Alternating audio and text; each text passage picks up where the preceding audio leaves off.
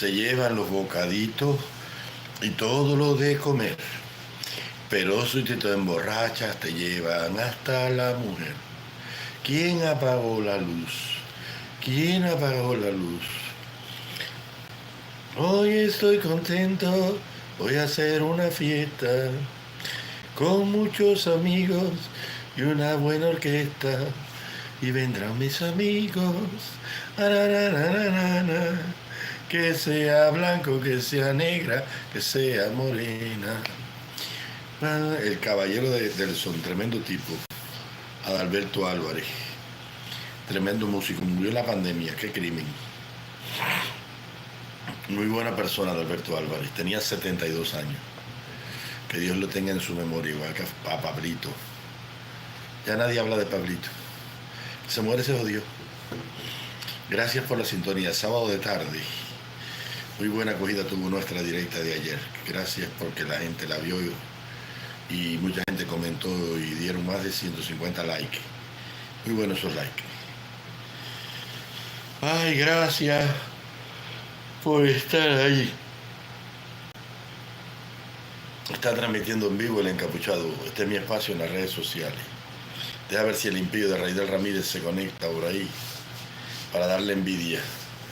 Me acabo de echar un potaje de chícharo con jamón adentro, papa y calabaza, arroz blanco, chuleta encebollada y aguacate. Una maravilla, Raidel Ramírez, una maravilla.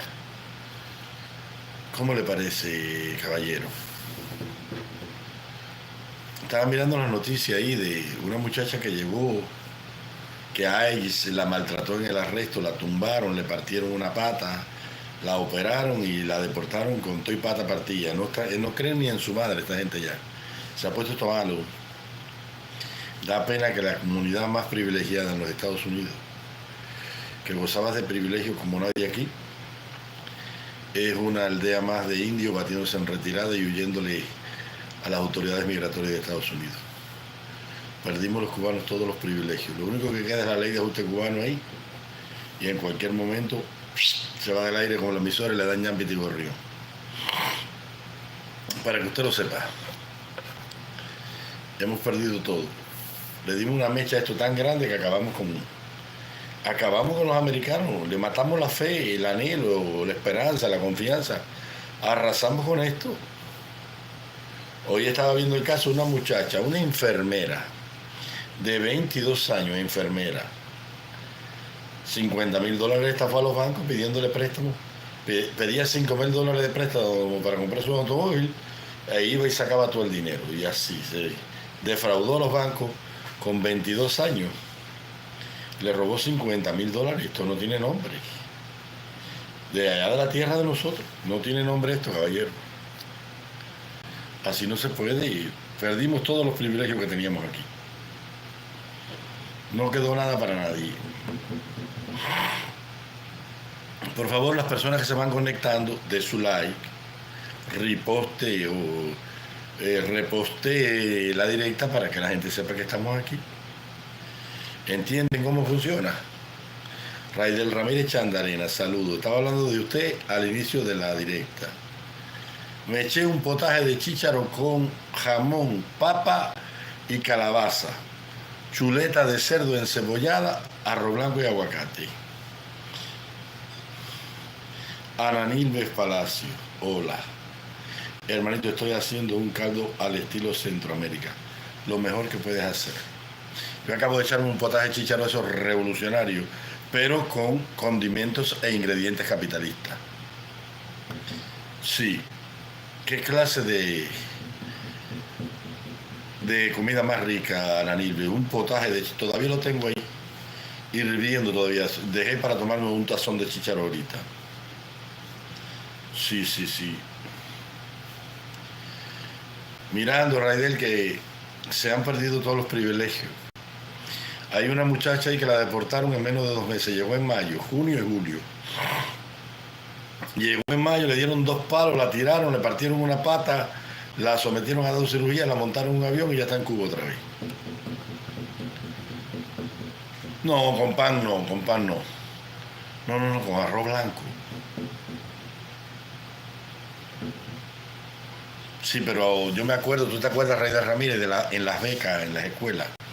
La comida de las escuelas era tan rica porque, a pesar de que tenía pocos ingredientes y, y no tenía la calidad de la carne que le echaban y eso, olía rico porque los ingredientes eran naturales de Cuba. El ajo de Cuba huele que es una maravilla, la cebolla también.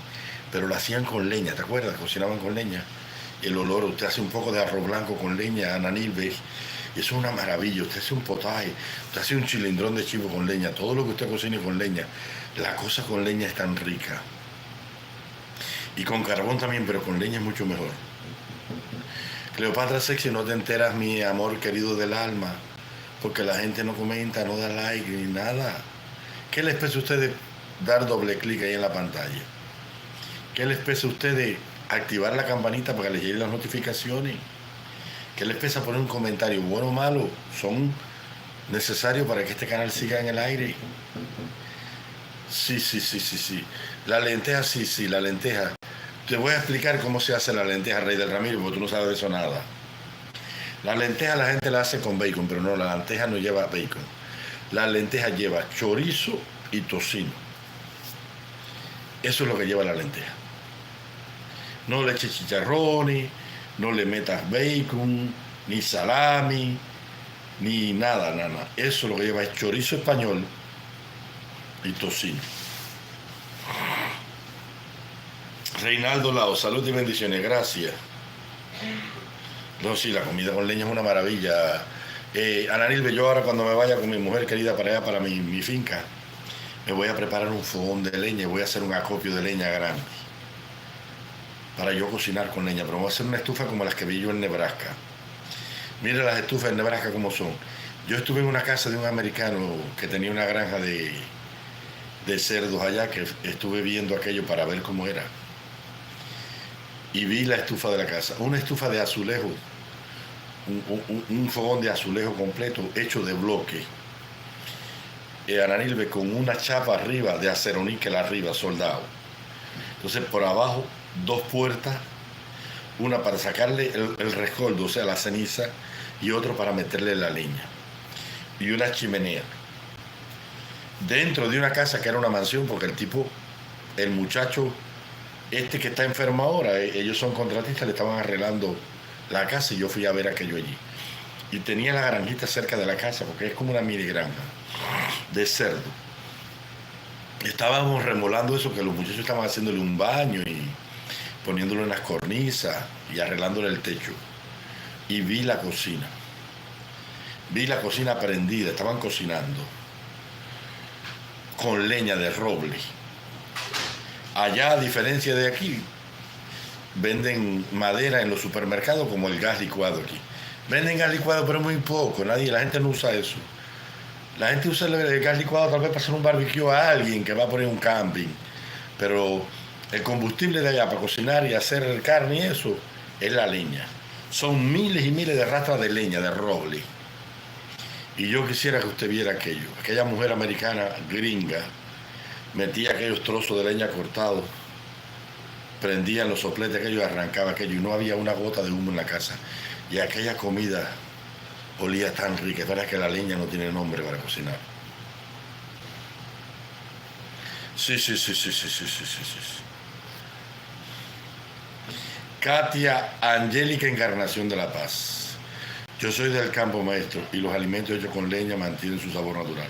Sí, sí, sí, una maravilla, un arroz con pollo, una gallinita criada con cucarachita, grillito, lagartijita, semillita, ateje, sobras de comida, picando hierba. Cuando usted coge un pollito de esos criollos de 3 o 4 libras, y usted hace un arroz con ese pollo, que es amarillita la manteca, pues el arroz queda enmantecado que tú, me acuerdo que abuela abría aquellas gallinas japonesas, las pescuecipelá aquellas, y las abría por dentro y tenían aquel gordo, y abuela freía aquel gordo con aceite de romero y se lo untaba en la cabeza.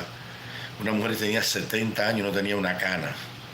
Se untaba aceite de gallina en la cabeza con aceite de romero y siempre tenía el pelo casi negro. como sabían la gente de antes de remedios naturales y cosas. Yo te hacía un arroz con pollo de eso, con yuca hervía o con boniato. Oiga,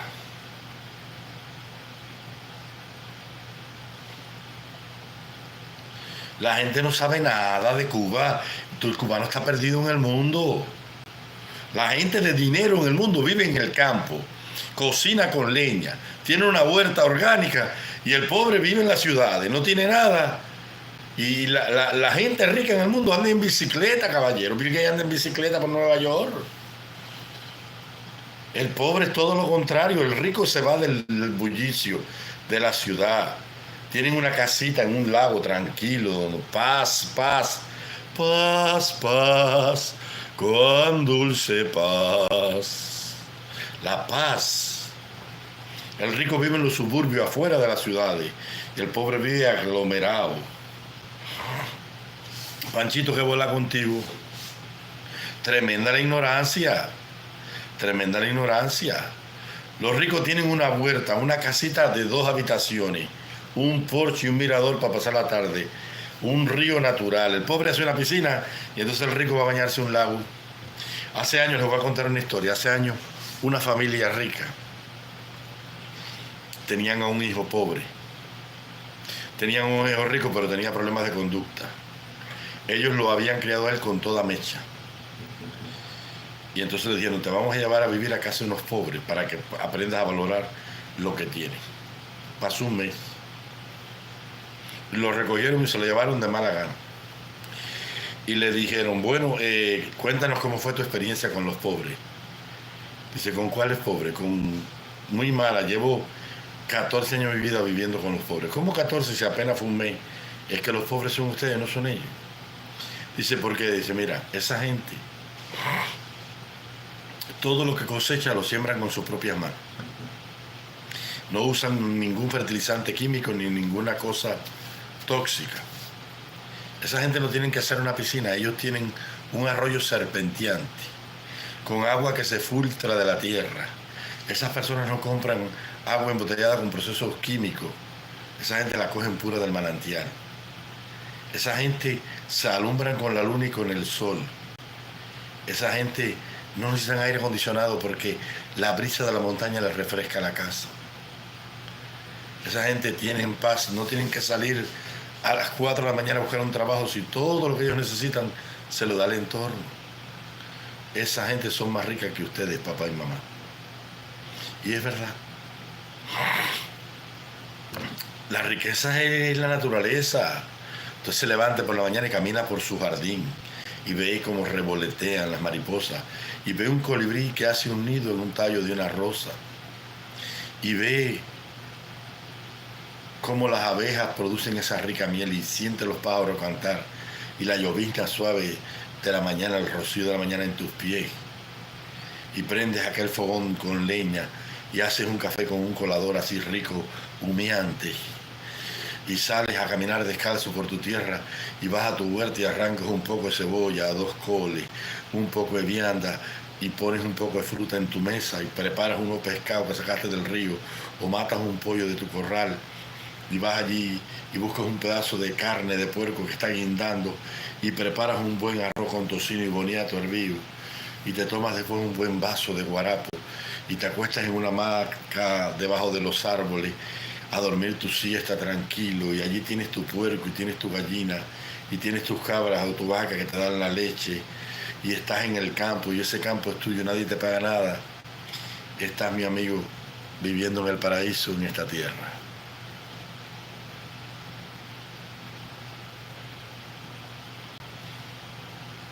Esa es la riqueza. Por eso yo me voy a morir a la nivel de multimillonario. Cuando yo tenga ya mi finca y siembre mi palmar y mi cocal y tenga mi granjita de gallinas, 1000 gallinas para que me dé mi dinero toda la semana. Y mi camioncito para ganarme mis pesitos por ahí suave, en paz. Y decir, me voy a levantar hoy a las 10 de la mañana. Mi amor, hazme un chocolatico rico con un pancito ahí tostado. Esa es la vida, mija, esa es la vida.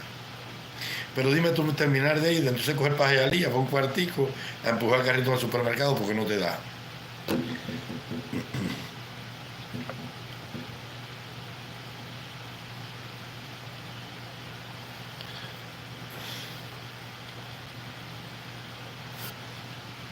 Reinaldo Lao, hoy donde yo nací, maestro, no hay nada, es una selva. ¿Dónde usted nació?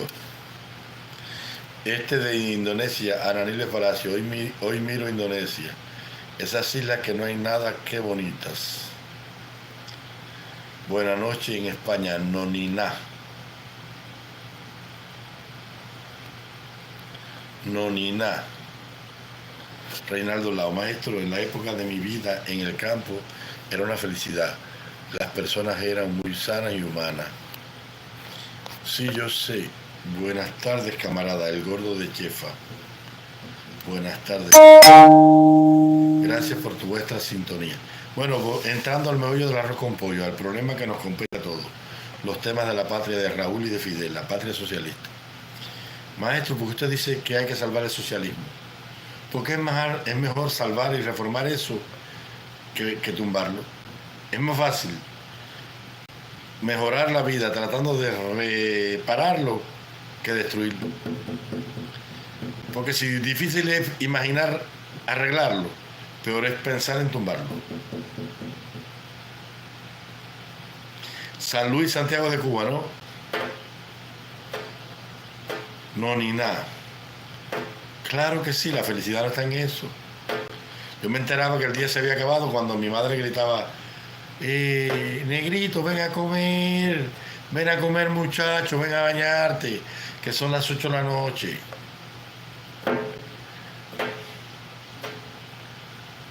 Y llegaba, me bañaba rápido, ponía un chorcito y una chancletica, cayendo la tarde, 6 y pico. Me sentaba a ver los muñequitos con el platico de comida sentado, el pedazo de carne de pollo ahí, el arroz con pollo, y después me tomaba un vaso de leche tibiecita, ya se me ponía la pipita así, a ver la programación hasta las 8 o las 9 y ya me acostaba, un muchachito.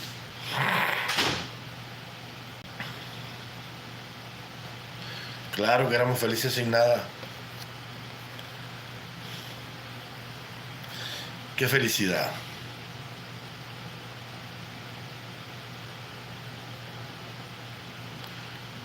Hoy vi un trozo de Otaola poniendo al pueblo, gritándole a los que se iban.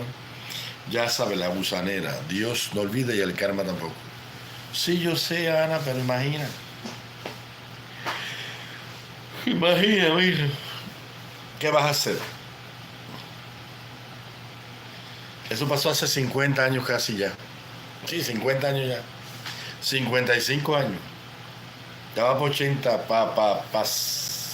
ya el Mariel casi hace 60 años ahorita. Eso fue en el 80. Hasta el 2020 van 50 años. No, 40 años, hasta el 2020. Van a 45 años ya de eso. Parece esta mentira, van a empezar 45 años.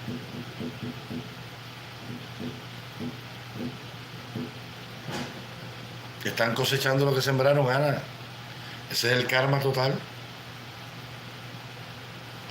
El karma total, Ana.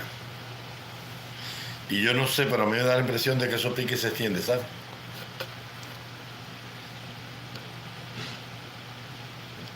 Sí, Ángel, sí, 45 años. Gracias, Ángel.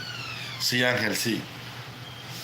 A mí me da la impresión, Ana, de que Dios, pues, todavía el castigo es largo, ¿sabes? Sí, porque lo que ese pueblo hizo no tiene nombre, Ana.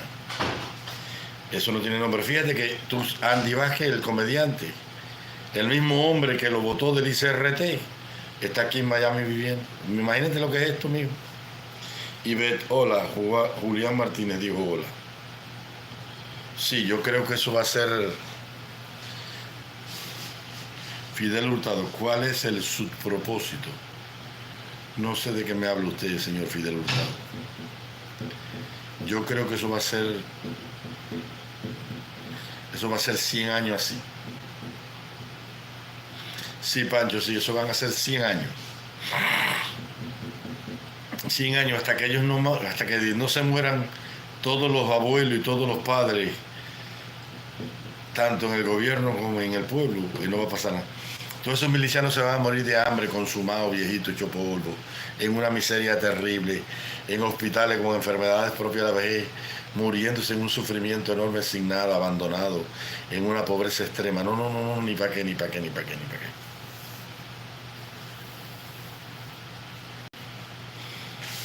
Eso va a ser eterno, eso va a ser 100 años, Pancho. Así que estamos en el año 66, faltan 66, 4, 70, faltan 34 años y medio de calvario, compadre. 34 años y medio que cada año es peor. Cada año será peor. Ese país va a terminar la prehistoria.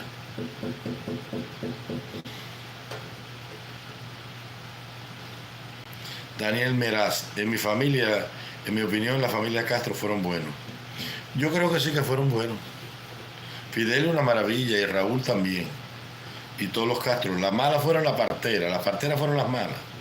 Y la mula que llevó a la partera, que no le dio la pata a la partera, la mató en el camino. Yo estoy convencido que los culpables son la partera y la mula.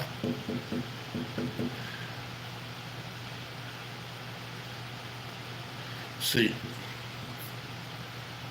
Sí. Dice la Biblia. Y murieron Josué y Caleb, hijos de Jefone, y los sacerdotes Eleazar e Itamar, y todos los ancianos. Y se levantó una nueva generación. Una generación que no conocía a Jehová. Sí. Eso va a ser terrible. Lo que le viene a ese pueblo es peor. Cada año que pase será peor hasta el final. Hasta que no quede nada, hasta que se caiga la nación entera y sepulte al último de esos desgraciados. La nación quede en la ruina total. Si ahí no hay nada que hacer. Nada.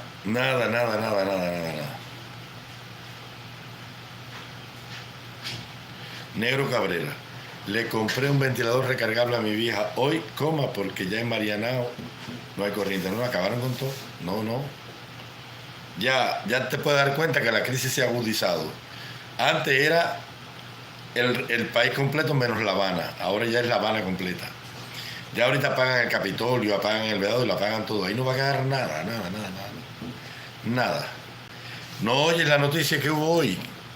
Hay un cayo que se llama Cayo Cruz, que está al sur de Camagüey, que es un polo turístico. Y fueron y evacuaron a todos los turistas y se lo llevaron. Porque no hay agua potable en el cayo, no, se rompió el motor que bombeaba agua para allá y se acabó el agua y tuvieron que evacuarlo. No tienen ni un triste motor para bombearle agua a los turistas. Ahí no hay nada. Ramón Duarte, mentiras salen de un buen enmascarado. Espérate, Ramoncito. Buenas tardes, señor Ramón, ¿cómo usted está?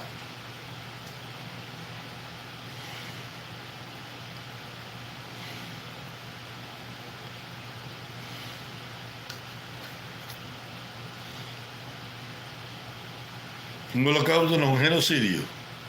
Holocausto es lo que es ofrecido voluntariamente, como ofrenda voluntaria de paz. El comunismo no se cae con nada de eso. Porque el sistema cae sobre la sociedad.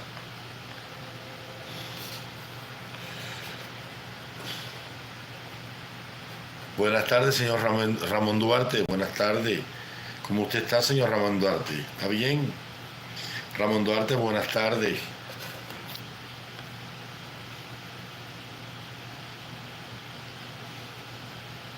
Señor Ramón Duarte, buenas tardes. ¿Cómo está usted?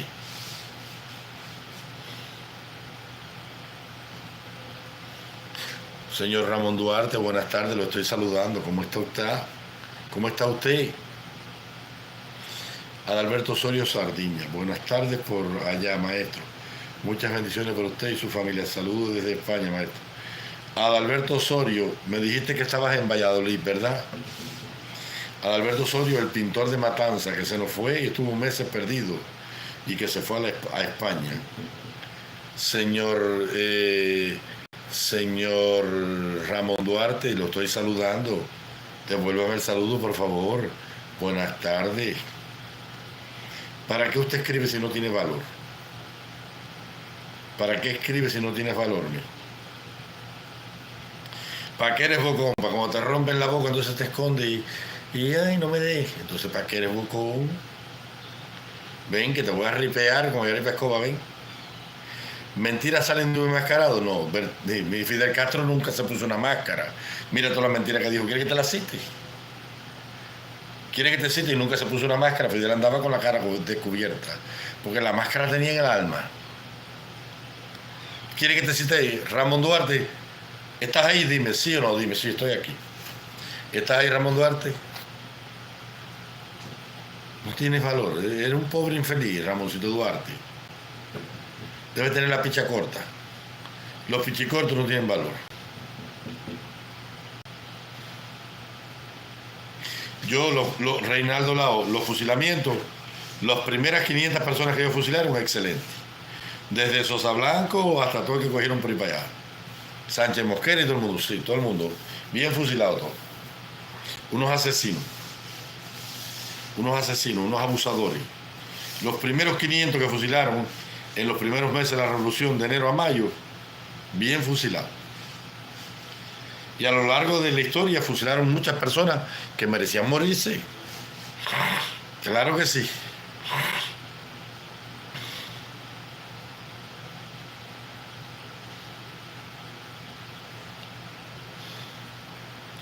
Luis Maestro, vuelvo a Cuba con sus consejos se escribe con S, para hacerme millonario. Los indocumentados nos están cazando como moscasí. Si quieres llegar a Cuba y hacer dinero, llévate por mis consejos. Si, ¿de dónde tú eres? ¿Del campo?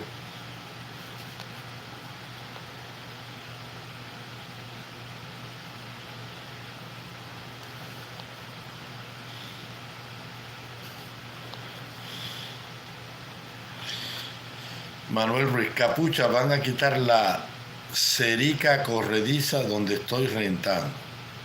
Cuando la quiten, si el que la quite no sabe qué va a hacer, con ella te aviso para que la recoja, para que la venda. Avísame.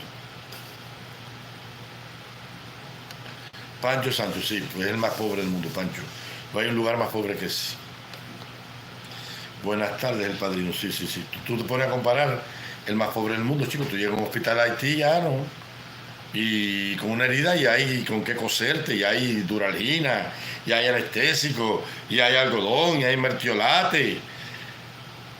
Aunque te lleven en una mula, pero coño. No, donde Cuba ha llegado eso no tiene nombre, tío, no tiene nombre. Negro Cabremaestro, ¿cuál es su libro preferido? La palabra del Señor, la Biblia, el libro más grande de la historia humana. ¿Quién es la persona más grande para mí? Jesucristo, el Hijo del Padre Eterno. No, eso está hecho pedazos. Yo no he visto cosa igual. Eso está... Acabaron con todo. Y la esperanza es que ellos rectifiquen. Que ellos rectifiquen, porque hasta dónde va a llegar ese país. ¿Ustedes creen que el régimen no está trabajando? ¿Qué ustedes creen? ¿Ustedes creen la historia de las redes sociales?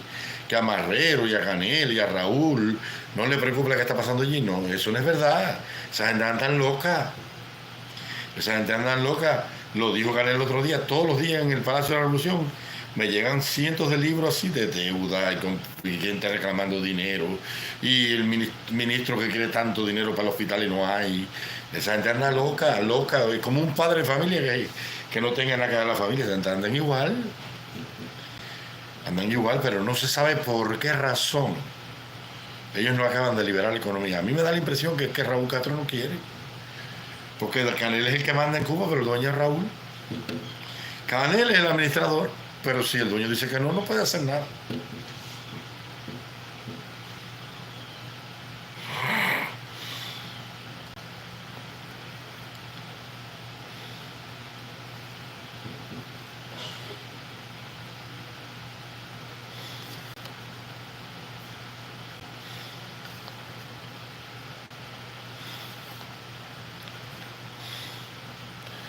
Ah, bueno, yo no sabía.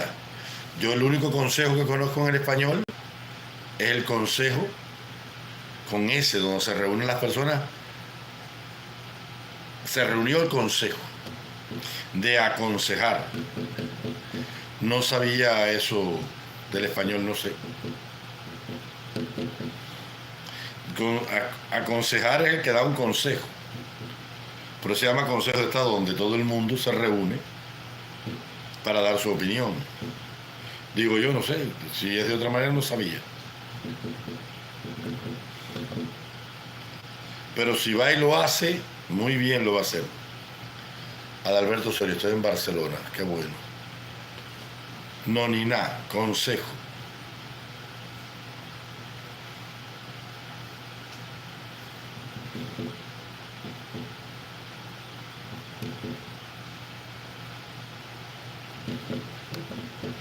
No sabía, me enteré contigo, tengo que revisar eso.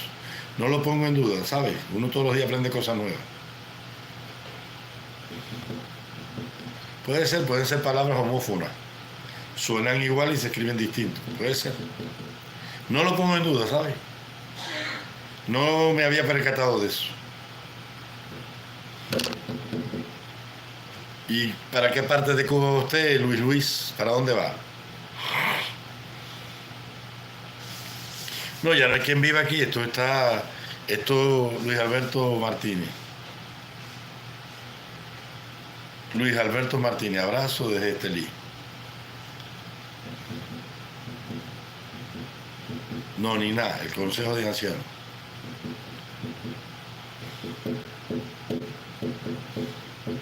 Estelí, Nicaragua. Sí, conozco Estelí. Ahí hay muchos cubanos sembrando tabaco. Hay un imperio tabacalero cubano enorme ahí. ¿Para qué provincia vas tú, querido mío?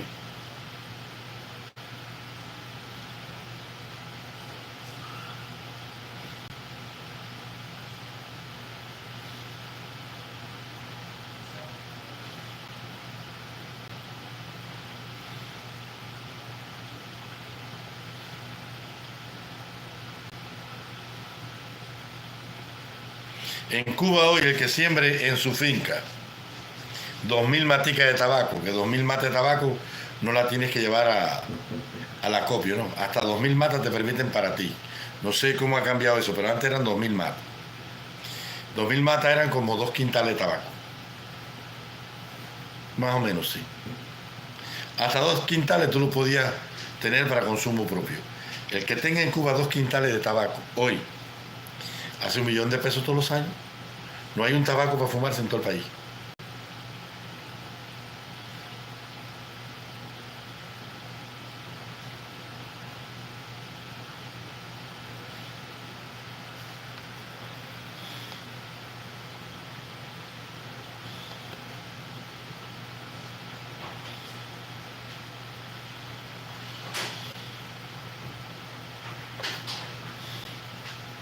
Sí, hay 1000 maneras de hacer dinero, mi amigo. Hoy estaba mirando una libre mango, 70 pesos. Una libre mango es un mango. Un mango, 70 pesos. Mango grande, eso de manzana, mango piña, mango reina de México, eso. Mango Miji, mango Toledo, mango bizcochuelo. Un mango bizcochuelo pesa 4 y 5 libras. Sí, sí, sí, sí, ahí no queda nada que hacer, nada, nada, ahí no hay nada que hacer. Ahí el que está en Cuba, que se acoja al buen vivir, que se acoja al buen vivir, ahí no hay nada que hacer, espera la muerte. Espera la muerte y no hay nada que hacer.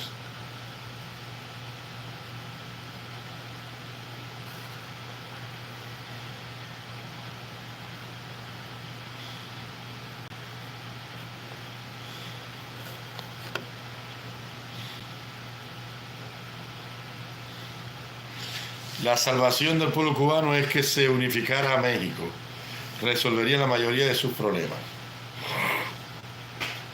Bueno, ya tenemos el cartel de la droga, el cuartel de la droga 33. ¿Cómo tú propones que Cuba se anexe a México?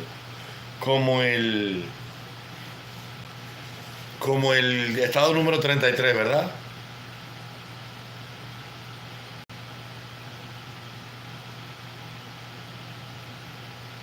Yo sé. Ya tenemos el cartel de la droga, ya el cartel lo tenemos. Sargentito, ya no difundas odio, ponte a trabajar. No, sí, aquí nadie está difundiendo odio, aquí estamos hablando de amor, de paz, de reconciliación. Aquí estamos hablando de que el Partido Comunista es la salvación. Aquí nadie habla de odio. Aquí decimos que la solución a los problemas de Cuba la tiene el Partido Comunista. ¿Cuánto quisiera yo que Claudia Sheinbaum nos dé un adelantoncito y nos mande todo el petróleo que necesitamos para la crisis energética? Para ver si endulzan a los cubanos y los cubanos pensamos en anexarnos a México. Estamos cerquita por ahí, por Yucatán. Hay 205 kilómetros. De Península de Yucatán a Cabo de San Antonio hay 205 kilómetros. Es cerca, no es tan lejos.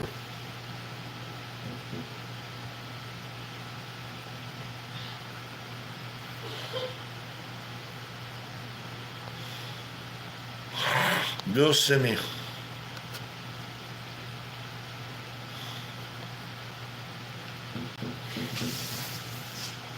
Pues dale, Chuzo 70, comienza a promover eso en el Congreso mexicano para ver si nos mandan lo que necesitamos.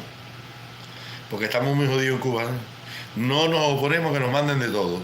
Nos pueden mandar todo el maíz que tengan, todo el frijol, el petróleo, la nafta, toda la caña. Nos pueden mandar todos los turistas. No hay problema, no nos oponemos. Estamos abiertos a recibirlos con las manos abiertas.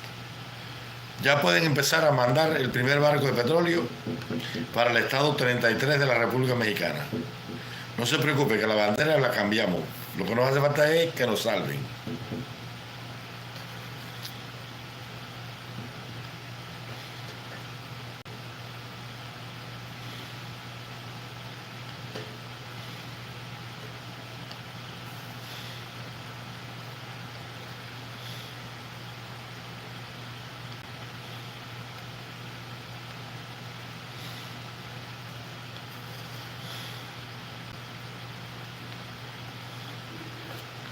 Fidel tuvo más que huevos que tú.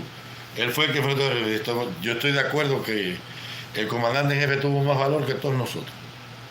Siempre lo digo aquí y lo celebro y lo alabo. Fidel le metió plomo a los casquitos y siempre creyó en la victoria. Como un gobierno se tumba como lo tumbó el comandante en jefe Fidel Castro. Sí es verdad que tuvo más huevos que yo y que todos los opositores. Ahí el comandante se lleva la medalla, no hay quien se la quita. Y Raúl también, y Vilma, y Machadito, toda esa gente fueron rebeldes, completamente convencidos de eso.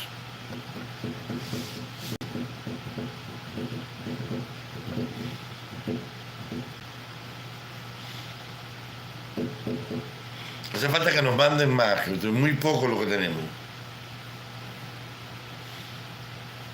Miguel Ángel, qué bonito es el socialismo. Atila no era el caballo. Donde mi caballo pisa ni la hierba nace. Es que hace falta. México es muy tacaño con nosotros. Tiene que dar mucho más. Pemex tiene petróleo sin miseria. Que mande más. You know man. Tú sabes, hombre. El Che Guevara hizo todo. Fidel solo se aprovechó. Es que nuestro comandante era muy inteligente. Siempre ha alabado la inteligencia del comandante. El grande fue Fidel, que no hizo nada y se quedó con todo. Ese es el grande. El Che era un pendejo. El Che nació para ser un satélite de Fidel. Fidel no era satélite de nadie. Fidel era el sol, el astro. Todo lo hicieron los demás y él se lo cogió todo. Fidel era más grande que todos, que todos. Más grande que Fran, más grande que José Antonio, más grande que el Che, que Camilo, que Ubermato, más grande que los soviéticos, más grande que los gobiernos americanos. Fidel fue más grande que Nixon, que Ubermato, que Eisenhower, que Kennedy, que Reagan. Los Castro son más grandes que Trump, que Marco Rubio, que todo el mundo. El que es invencible, el que es imbatible, es mejor que tú. Por eso le decían el invicto comandante en jefe. Nadie lo pudo vencer. La muerte nada más. Nada. Ni un mosquito pudo llegar a donde estaba él. Ni un mosquito, nada. Invicto, invencible. Y el querido general de ejército igual. Fidel más grande que todos.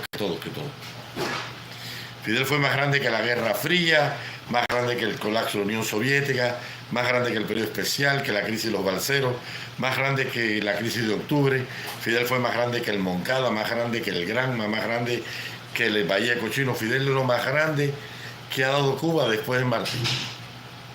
El invencible nadie lo venció.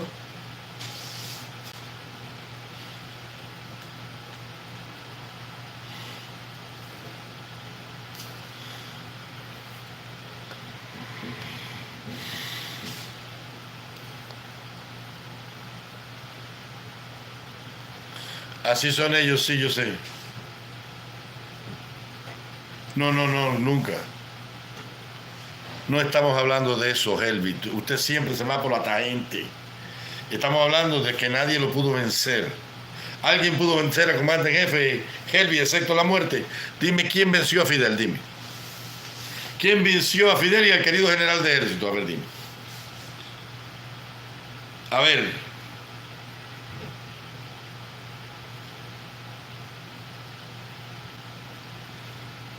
La Cides Martínez. Dime, a ver, Helvi. ¿Quién pudo derrotar al comandante en jefe? A ver, dime.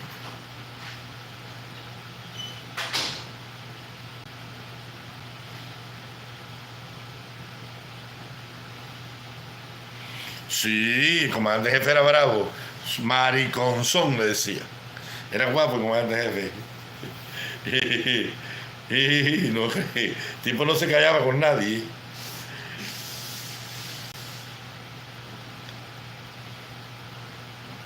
Negro Cabrera, ¿qué tú quieres que te diga? Es que eso no es admiración. Eso es reconocer la realidad, es la historia. ¿Tú crees que Reagan fue más grande que Fidel Castro? Dime. Pero si Reagan pasó y Fidel siguió. ¿Tú crees que Gorbachov fue más grande que Fidel? Gorbachov pasó y Fidel siguió. Khrushchev fue más grande que Fidel. Khrushchev pasó y Fidel siguió. Kennedy murió y Fidel siguió. La gente Bella Cochino fue y quedó. El Escambray fue y quedó. En el Moncada venció, vendió en la cárcel. Vino en el Granma. De Alegría Pío venció. Venció en la crisis de octubre y logró un tratado de no agresión. Fíjate si era un genio el tipo. Puso al mundo al borde de una guerra termonuclear. No se plegó frente a la potencia militar más grande del mundo y logró un tratado de no agresión. El vencedor de la crisis de los misiles no fueron ni Rusia, ni la URSS, ni Estados Unidos. Fue Fidel que logró inmunidad militar para siempre. Tipo, era un genio.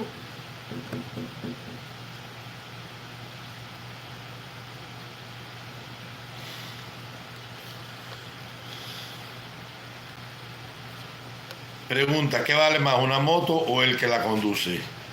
No, no, no, la moto. Conductores hay millones, moto no hay una sola. La moto vale más que el que la conduce.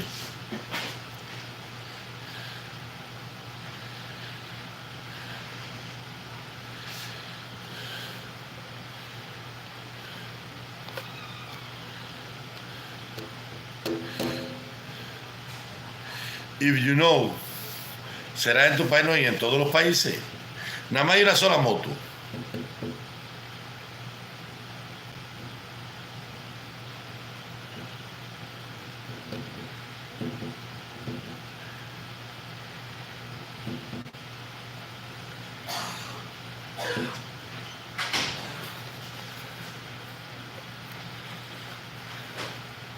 Negro Cabrera, maestro, usted se pone complicado con esa admiración a esos perros. Pero Negro Cabrera, ¿es mentira o es verdad? ¿Alguien los venció? Dime. ¿Por qué tú estás exiliado en Francia? Porque él te venció a ti.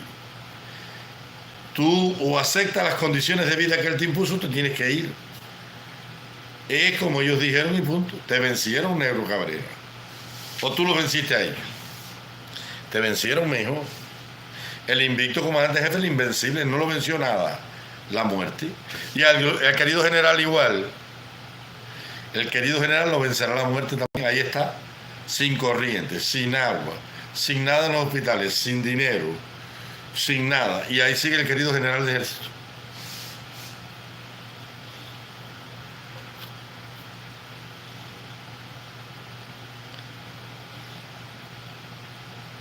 Una persona vale que más que... En España nadie vale nada. Si hay un país donde nadie vale nada es en España. ¿Qué vas a valer en España? En España no vales nada.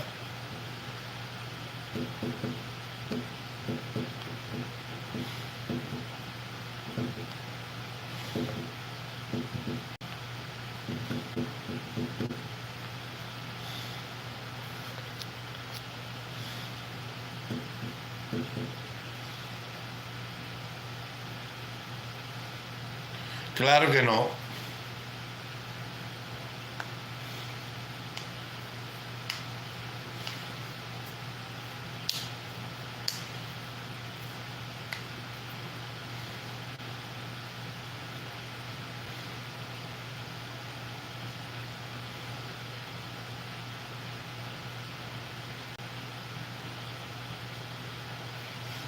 ¿Qué vale más, el pueblo cubano que está aguantando hambre o el dictador? ¿Quién vale más es Raúl Castro en Cuba? Todos los recursos del Estado están puestos para preservar a Raúl. Mira el pueblo la que está pasando. Por lo tanto, vale más Raúl.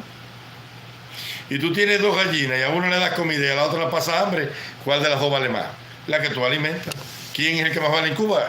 Nuestro querido general de ejército. ¿Sí o no? Eliezer Fernández Carrillo, si usted tiene una plantación de esclavos y tiene al amo, y tiene todos los recursos para mantener vivo al amo, y no tiene nada para darle a los esclavos, ¿quién vale más? El amo vale más que los esclavos. ¿Quién vale más allí es Raúl Castro? Todos los recursos son de ellos. Si valiera más el pueblo, ellos no tuvieran nada.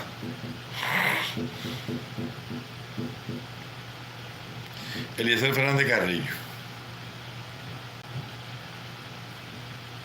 Darío Solano. Por el cubano no vale nada.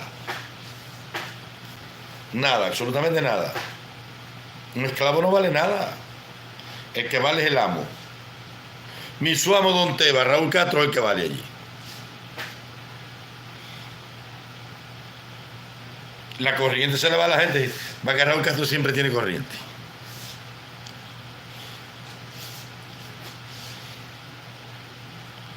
Claro que es la verdad, lo que pasa es que a la gente le gusta, a Adalberto Osorio, a la gente le gusta que le mientan. Y ese es el problema. Hay que decir la verdad. ¿Quién fue más grande? Fidel Castro fue más grande que todos. Todos no perecieron y todos no quedaron en la historia. Él siguió hasta el final. Más grande como comandante en jefe. No que el Che era más grande, el Che más grande. Y porque el Che murió en Bolivia en el 67 y Fidel se murió en el 2018. ¿Estás loco?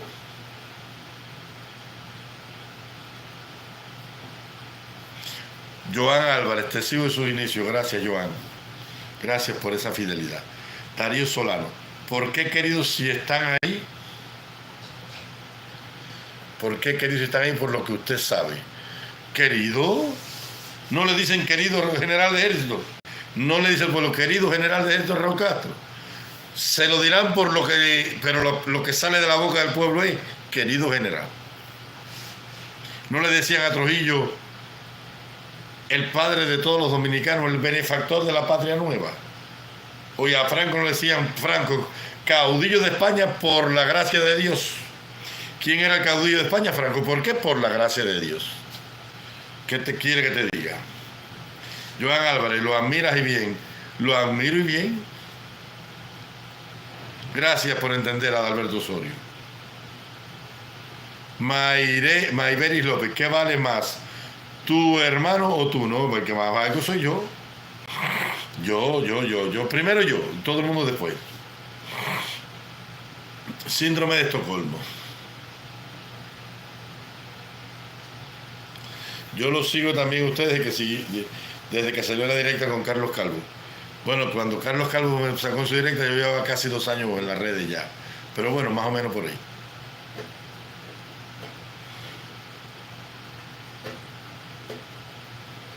Si estamos en un combate de boxeo y todo el mundo cae y queda el Canelo Álvarez al final, ¿quién es el mejor? El Canelo Álvarez. ¿Quién era mejor? El comandante en jefe.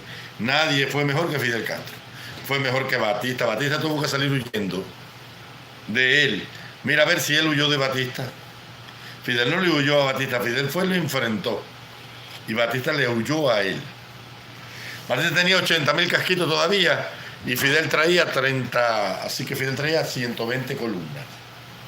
Las columnas tenían entre 80 y 100 hombres. Fidel tenía como 12.000 soldados más o menos.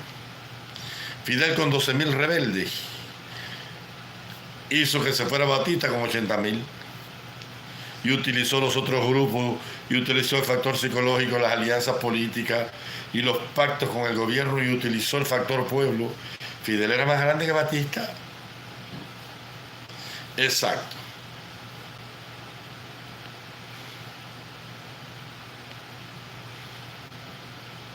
Y tenía también el apoyo de Estados Unidos. Fíjate si era grande Fidel. Hasta la CIA lo apoyaba. Y la Unión Soviética, todo el mundo, un tipo grande. Era como Herodes, que tenía el apoyo del emperador romano y de las legiones.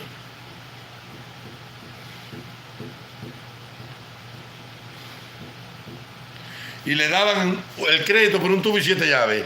Inglaterra dio millones, hasta Franco le hizo una flota de guerra, dio Barreiro, Pegaso, Ebro, grúas Luna, acabó. Japón le mandó los Komatsu, los Caterpillar a Canadá, le mandaron los Forros, los Alfa, las Moto Guzzi, aquella italiana. No, el copón divino, era un bárbaro el tipo. Un bárbaro. Hugo Chávez le mandó el petróleo regalado durante 50 años. La Unión Soviética le daba por una tonelada de azúcar 8 de petróleo. El tipo era un bárbaro. El comandante jefe era un palo terrible. Hasta el que cogía se enamoraba de él.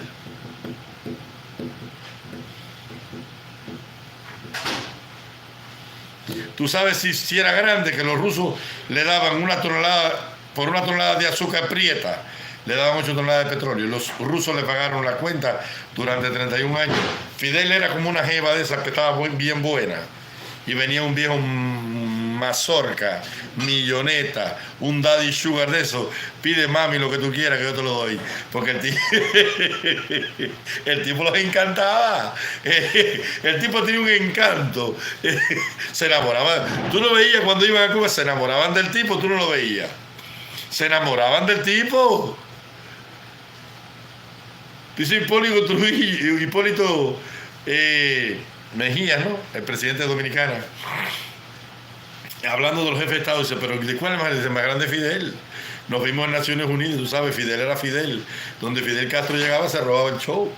Yo estaba cerca de Fidel porque él había ido a la República Dominicana. Me puso la mano en el hombro. Y por allí pasaron todos, de los príncipes herederos de la corona hasta los archiduques de Europa en la reunión de las Naciones Unidas. Todo el mundo quería tirarse una foto con él. Fidel era el Robin Hood de la película del mundo. Fidel era el Robin Hood. Estados Unidos era el sheriff y él era Robin Hood. Y Robin Hood es el que escribe la historia. El héroe Robin Hood, Fidel era el Robin Hood. ¿Entiendes? Porque era el que estaba en contra del malo del mundo. Sí, Fidel era un fenómeno, muchacho.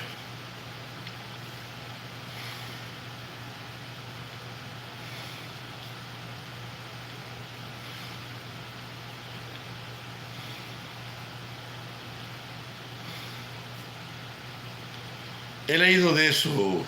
Trump mandó 2 submarinos nucleares a que se acercaran a las costas de Rusia por una amenaza que hizo Dmitry Medvedev, que es asesor de seguridad nacional hoy, pero que un día fue presidente y primer ministro.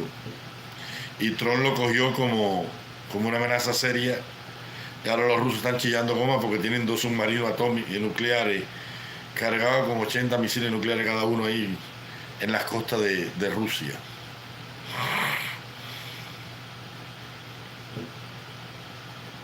Y Sandro en La Habana Vieja regalando cerveza. Que lo disfrute Sandro, su abuelo le dejó ese imperio. Su abuelo le dejó como regalo la Bucanero, la Cristal, la Tuey, la Manaca, la Polar. Le dejó la Tínima. Le dejó todas las roneras del país y toda la isla con toda la gente. Cualquiera quisiera tener un abuelo así que te lo deje todo, ¿no? Nosotros hablamos porque no estamos en la posición de él. Pero si nuestro abuelo hubiese sido el tipo, habríamos hecho casi el 90% de nosotros lo mismo que el muchacho. No se puede criticar al muchacho no le robó nada a nadie. Fue a su abuelo que se lo dejó todo a ellos.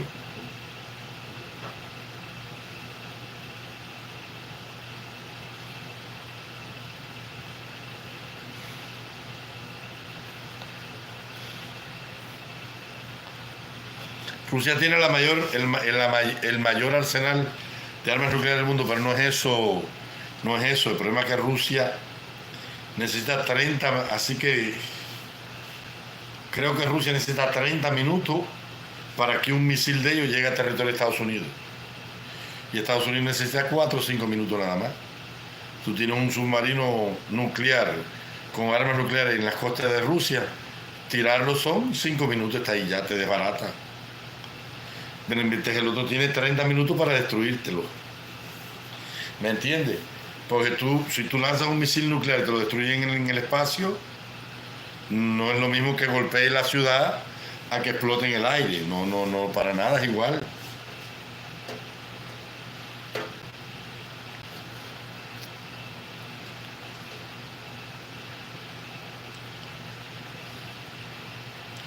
Miguel Figuera, yo a ti te respeto mucho, pero te digo algo, habla de la Biblia, que es como mejor puedes llegar a las personas.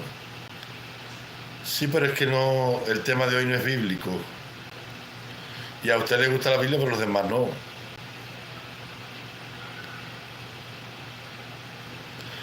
¿Qué? No padece de ninguna depresión, es un muchacho. Un muchacho tiene 20 y pico años, está en la inmadurez de la vida. Un muchacho que está disfrutando su vida, que toda la vida vivió preso y que ahora escapó a las calles. Está como estaba Eduardo II de Inglaterra en los días en que salió con Mae Hendon a conocer el Londres que él no conocía, porque el rey vivía dentro del palacio de Westminster o de Windsor, pero él quería conocer lo que era el mundo, por eso cambió con Tom Canting y tomó el papel de mendigo. Y lo mismo le pasa a Sandro. Sandro cada día vive una experiencia nueva. Sandro se montó en una guagua el otro día y brincaba como un muchacho nuevo. Él nunca en la vida se había montado en una guagua. Y salió a recorrer las calles sin escolta y a relacionarse con el pueblo y a cargar a una niñita y seguramente entre una casucha de esa.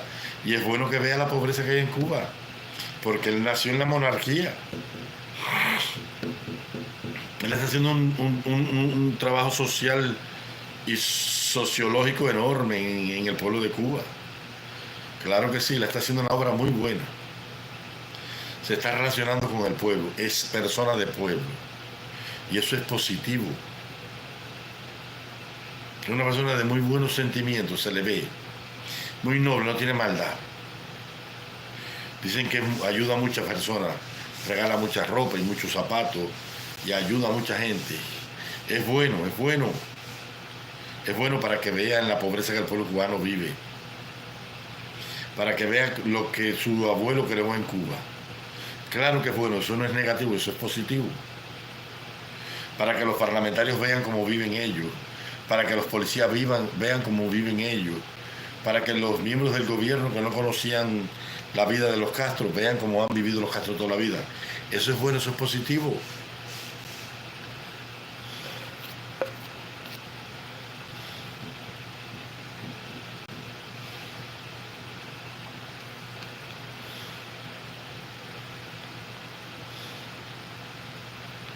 Rildo, ¿cómo tú estás, mi hermanito? Se te quiere aquí, compadre. Porque Putin no puede parar esa guerra.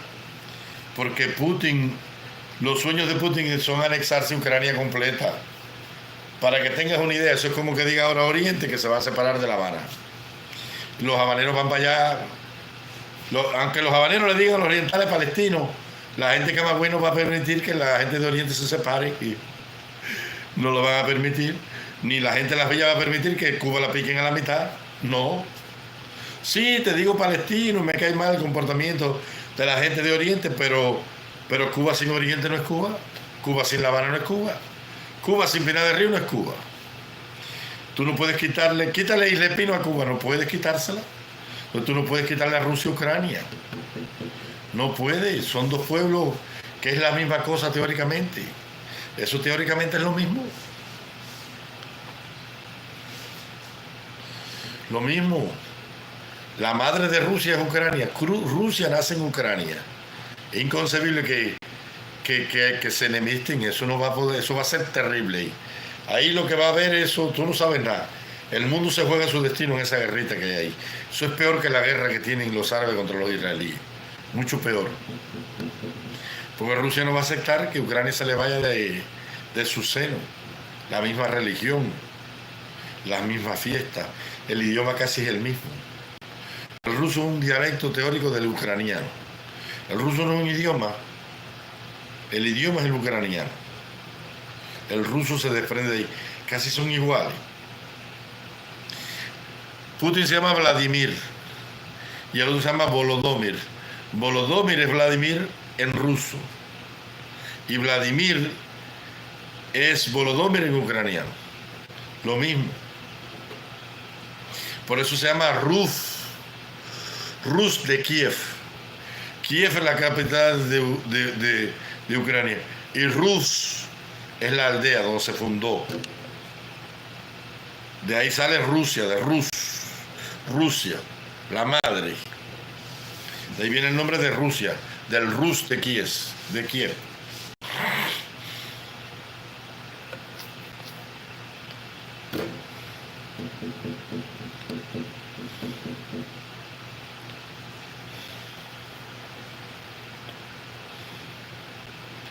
Yayito hace como 3 días no se conecta. Exacto, con el rey Oleg, que fue un vikingo que vino de arriba, de los pueblos nórdicos, exactamente, sobre el siglo IX o X. El problema es que en ese siglo el invierno fue 40 grados casi, y entonces tuvieron que bajar los pueblos nórdicos. Y esa gente, cuando llegaron allí, recibieron la influencia del Imperio Bizantino, que ya había llegado a las costas de Grecia. Y de Grecia a Ucrania es cerca.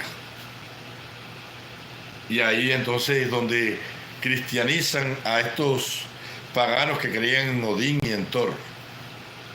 ¿Me entiendes? El príncipe Oleg, creo que era de Dinamarca, es el que llega y fonda ahí en la meseta de Ucrania, cerca del Don, del Danubio, ahí en la zona esa de donde está Ucrania, ahí fundaron ellos el Rus del Kiev.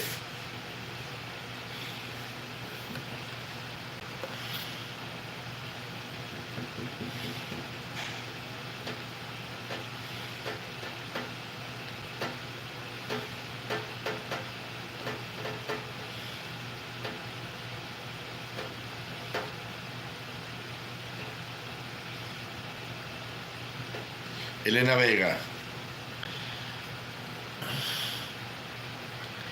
Sí, Bulgaria y Polonia vienen de ahí, pero con Iván el Terrible, 5 siglos después, para 1300, 1400 por ahí. Polonia y Bulgaria. Polonia, Bulgaria, las provincias, las repúblicas del Báltico, todo eso. Son los llamados pueblos eslavos. Todos esos pueblos.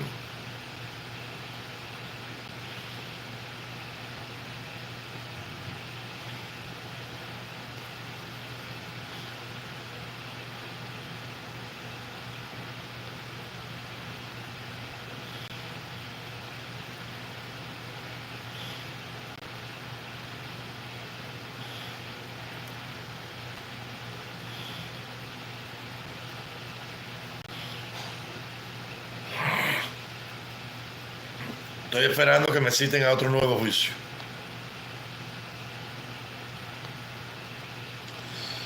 Sí, fueron vikingos de la tierra nórdica, no sé, yo no sé si venían no creo que de Suecia, yo creo que ellos venían de la zona de Dinamarca, por ahí. O de Finlandia, ellos venían de arriba. Es que los daneses eran vikingos. Los daneses eran vikingos, los holandeses también, los suecos, los noruegos y los finlandeses. En el año 1000 de nuestra era, el Guillermo el Conquistador, que era un príncipe alemán que vivía en Sajonia, en las tierras del Rin, se embarcó en una conquista hasta las Islas Británicas, a conquistar a los sajones. Ellos eran anglos. De ahí nacieron los britanos, que la isla se llama Británica por británico, el hermano de Germánico, que los dos eran sobrinos de Calígula. Entonces, en los días de Augusto, Uno salió hacia las Islas Británicas y murió allá, y Germánico fue el hombre que en el año 14 llegó a la tierra del Rin, del Danubio, a la tierra del Elba, al llamado, a la tierra de los teutones, que eran los queruscos, aquel pueblo que había vencido a Varo cuando la masacre del monte de Teutoburgo. Y eso fue en el año 9 de nuestra era. Y en el año 14 llegó Germánico, que era sobrino de Calígula, hermano de Británico. Entonces en el año 1000 de nuestra era, tiempo después que desapareció el imperio, el Sacro Imperio Romano Germánico de Carlomagno, un príncipe de Sajonia que se llamaba Guillermo el Conquistador, buscando nuevas tierras para sí, se embarcó con su ejército y desembarcó en el río Támesis, en lo que es Londres, Inglaterra, por ahí.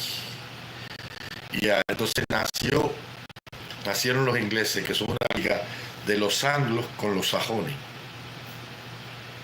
¿Me entiendes? Por eso se llama el idioma anglosajón. Es una mezcla del anglo con el sajón, que es el inglés que conocemos nosotros.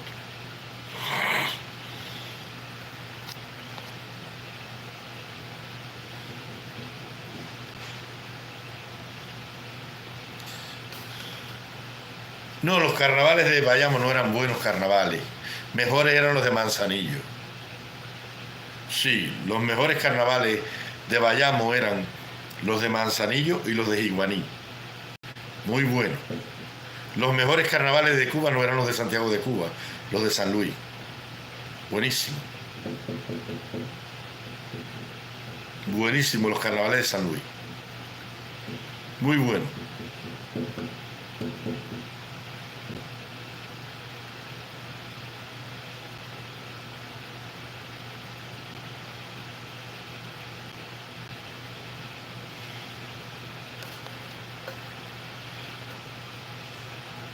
El imperio terrestre más grande de la historia humana fue el imperio mongol, el más grande. Llegó hasta las islas Hokkaido en el Japón y hasta lo que conocemos hoy como Ucrania. Llegaron hasta Ucrania, hasta Belgrado, hasta la zona de Polonia. Y de ahí bajaron hasta Palestina, y hubo una famosa batalla con los mamelucos de Egipto, en los días en que los cruzados estaban en la tercera cruzada. Los únicos que pudieron vencer a los mongoles fueron los árabes, del imperio mameluco de Egipto. Los únicos que pudieron vencerlo fueron los árabes. Nadie pudo con ellos excepto los árabes. Porque el príncipe Ulrich intentó detenerlo en el Caspio y no pudo. Y fue derrotado, era un príncipe ruso. Fue derrotado. Y de ahí tomaron Ucrania. Y bajaron hacia Belgrado. Y ocuparon toda Constantinopla. Y siguieron por todo el Mediterráneo. Bajaron de nuevo por el Bósforo, se metieron en Tierra Santa. Y llegaron a la tierra de Palestina, y ahí lo estaba esperando un ejército de... Ahí estaban en guerra los cruzados contra el imperio mameluco de Egipto. Y entonces el visir de Egipto le pidió una tregua a los cruzados para hacerle frente a los mongoles. Y los detuvieron en la tierra de Palestina. Ahí en la tierra esta donde están fados los judíos, los árabes y palestinos, ahí fueron derrotados los mongoles. Y tuvieron que volver. En ese entonces gobernaba Kublai Khan, nieto de Genghis Khan, hijo de Batu Khan. Fueron derrotados. Y ahí los frenaron los árabes. Si no hubiesen llegado hasta España. Porque el problema es que el ejército mongol tenía algo que no tenía nadie. Ellos cada vez que moría el Khan tenían que volver a las estepas de Mongolia para prestarle fidelidad por tribus al nuevo Khan. Khan significaba jefe, el jefe de todos los Khan. En realidad no se llamaba Gengis Khan, era Temujin, que significa lobo azul. Pero Gengis Khan significa el gran Khan, el jefe de todos los clanes, los clanatos. Pero la efectividad de ellos se debía a que usaban un caballo rápido, ligero, que comía poco y bebía poca agua. Y aparte de eso, los niños eran entrenados en el tiro del arco desde que tenían 7 años. Y los mongoles eran tan efectivos con el arco que iban corriendo de espalda y tiraban el arco y te mataban. Y ahí es donde estaba. Venían 200, 300 mil hombres en un caballo cada uno. Mientras que los caballos pastaban en las mesetas de Mongolia, con abundantes pastos y ríos, por millones. Y la tradición de los mongoles era vivir con el caballo y alimentarse del caballo. En Europa tener caballo era un lujo. Entonces casi todos los ejércitos europeos y árabes eran ejércitos de infantería pesada desmontada. Sin embargo, el ejército de los mongoles, cada jinete tenía un caballo y era un ejército de 200.000 hombres. 200.000 hombres que utilizaban 2 armas mortales. Una, el yatagán. ¿Sabe cuál es el yatagán? El sable ese largo que usan ellos, con un bastón atrás. La espada china es un yatagán. Y el arco. Entonces cada jinete mongol traía 300, 400 flechas. Y no había ejército. Ellos atacaban por oleadas. Te mandaban 10.000 hombres arrasando con la caballería. No te habías recuperado, se venían 10.000 más.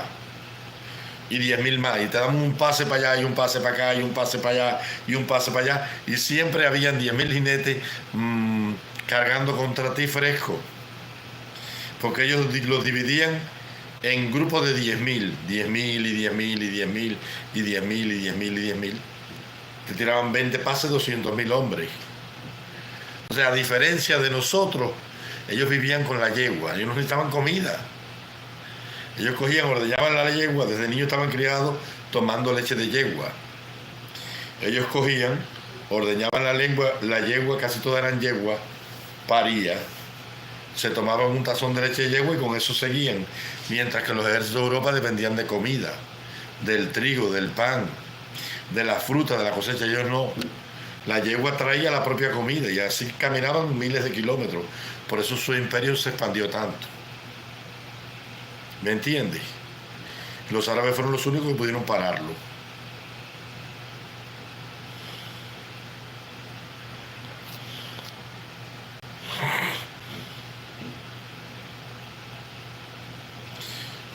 Sí, los mongoles fueron una barbaridad.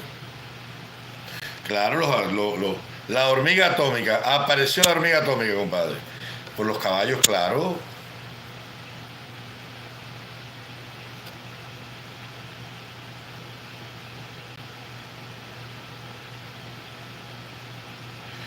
Gengis Khan se batió en duelo con su hermano y lo mató. No, estás confundido. Fue Atila. Gengis Khan no hizo ningún duelo con su hermano. No. Fue Atila. Atila fue el que hizo el duelo con su hermano, Bleda. Que en una cacería, una flecha mató a Bleda. Se cree que Atila lo mató por traición. En sí, ellos eran 2 hermanos huérfanos que crió su tío, el rey Rodas, el rey de los Hunos. Hasta hoy no sabemos de dónde venían los Hunos.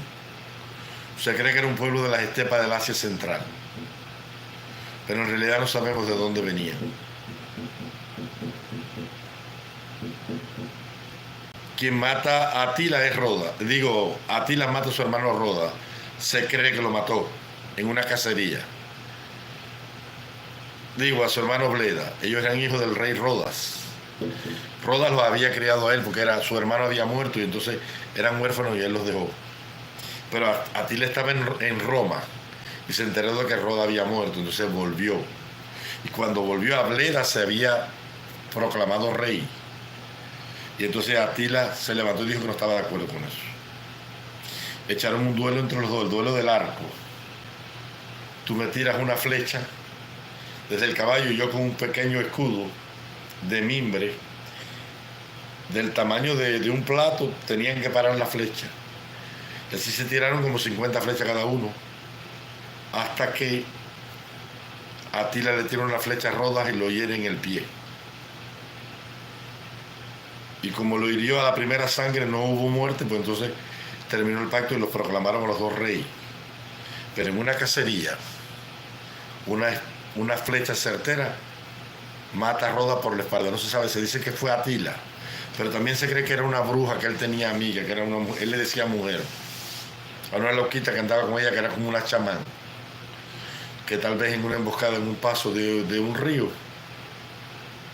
mató a Bleda por detrás. No se sabe. La historia de los hunos es muy confusa, es muy pobre.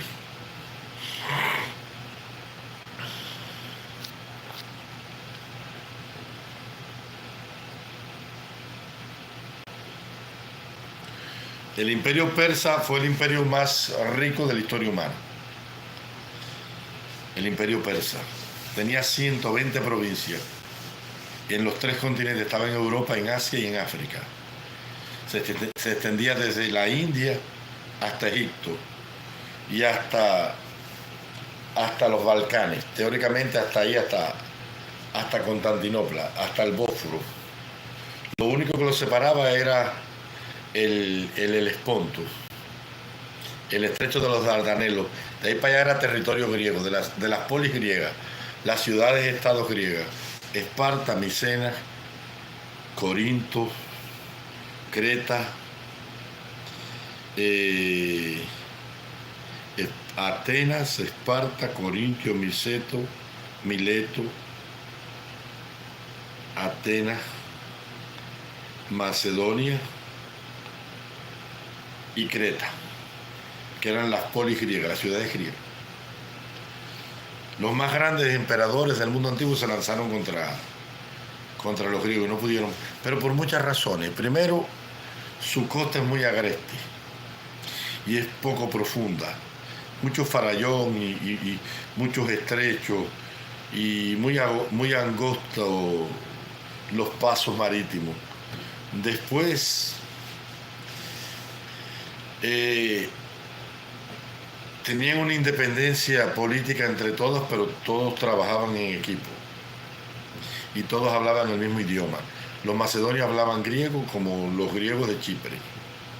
Entonces, una de las cosas que hizo que el imperio persa perdiera sus más significativas batallas era precisamente que había más de 1000 pueblos que hablaban más de 1000 lenguas distintas.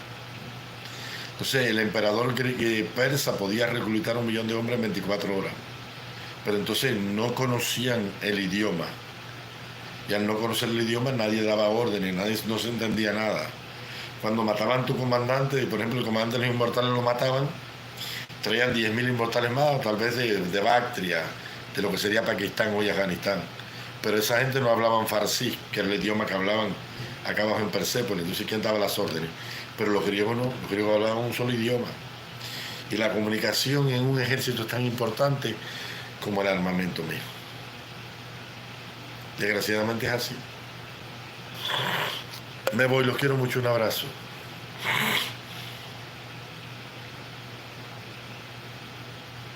Jorge Silva.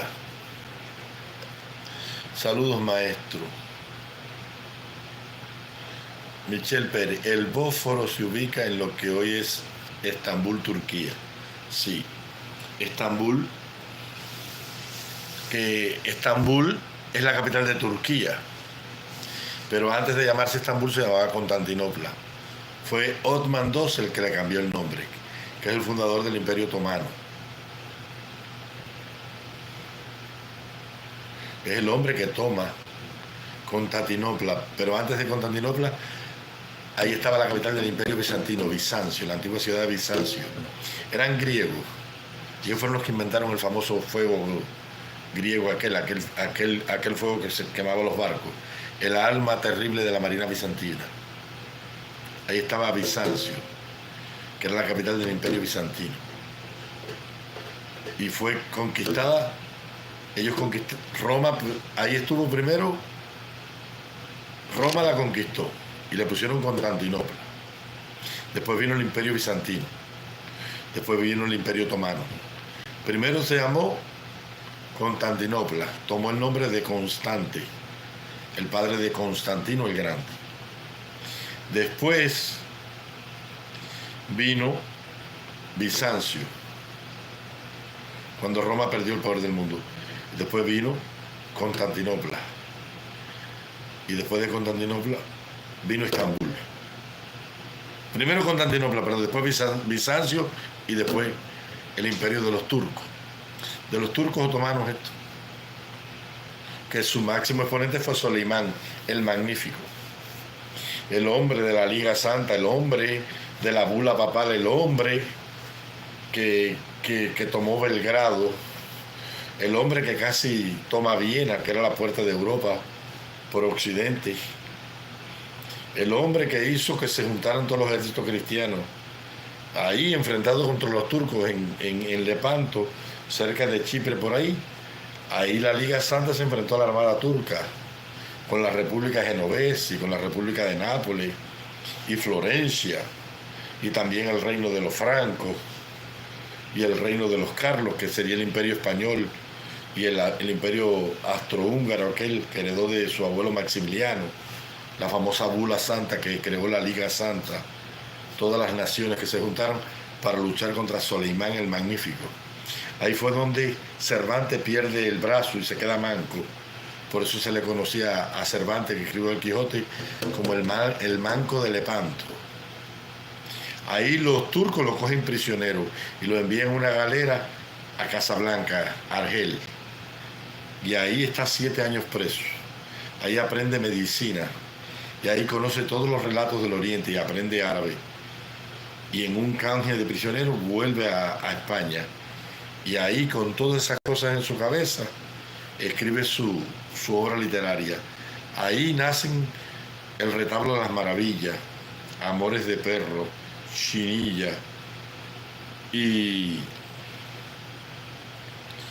Colopios de perro, perdón, y su obra cumbre, el ingenioso hidalgo Don Quijote de la Mancha. Todas esas historias y todas esas leyendas que él cuenta en el Quijote vienen del mundo árabe, las oyó allá en el mundo árabe cuando estuvo preso después de la batalla de Lepanto. Me voy, te quiero mucho, cuídate, un abrazo.